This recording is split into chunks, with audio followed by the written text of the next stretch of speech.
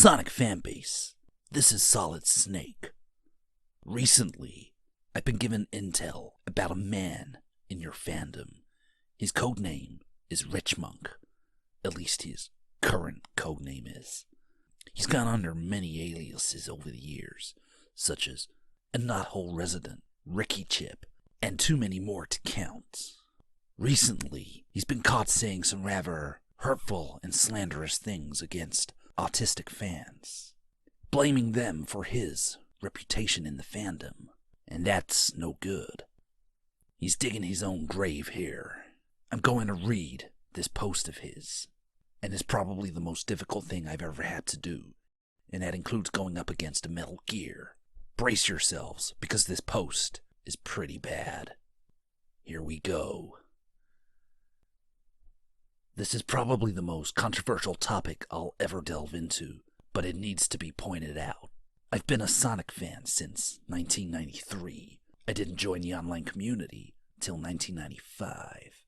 From then on forward, I noticed a reoccurring theme within the fanbase that's become more prominent the more I associated with them. A large majority of these people are autistic. No, I'm not being derogatory or slanderous. I'm being observational. Nearly everyone I associated with, befriended, or worked with within the last few decades had this specific type of mental disorder. Even my in-real-life friends notice this as outsiders, and they're just as curious as I am. Why is this a thing? What is it about Sonic the Hedgehog that attracts these socially inept and aggressive individuals? Well, I have many theories, but one thing is certain. Every encounter I've had with these people has jeopardized my life in some form. They're difficult to reason with. They're stubborn as fuck. They don't understand simple logic. And they're emotionally disturbed to where they'll lash out over petty shit. It's like that scenario of being the only intelligence among a land of idiots. Which makes sense, because if you're surrounded by those whose brains function are medically compromised, you're not gonna win any arguments. They're gonna use irrational thought and be aggressive because it's an uncontrollable condition of theirs.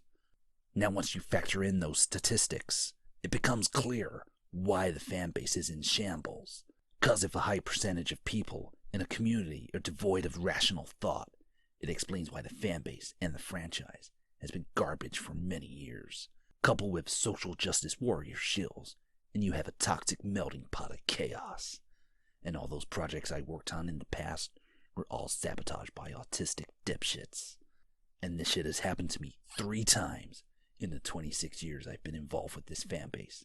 And as I reflect upon those events that have led to my so-called infamy, I realize that I never should have interacted with these people, because every time I do, it ends up in disaster. As for the burning question of why autistic people gravitate towards Sonic, guess that's something we'll never get a clear answer on. All I know is that my prejudice towards these people have grown significantly after the multiple times they fucked my life over.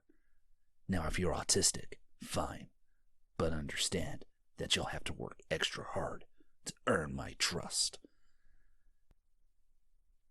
Damn.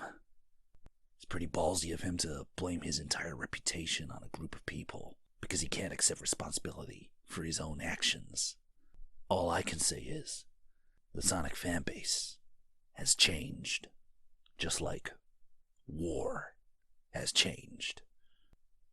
But after reading about this man, I can tell you one thing. In 20 years, Richard Kuta hasn't changed. Either himself or his diapers.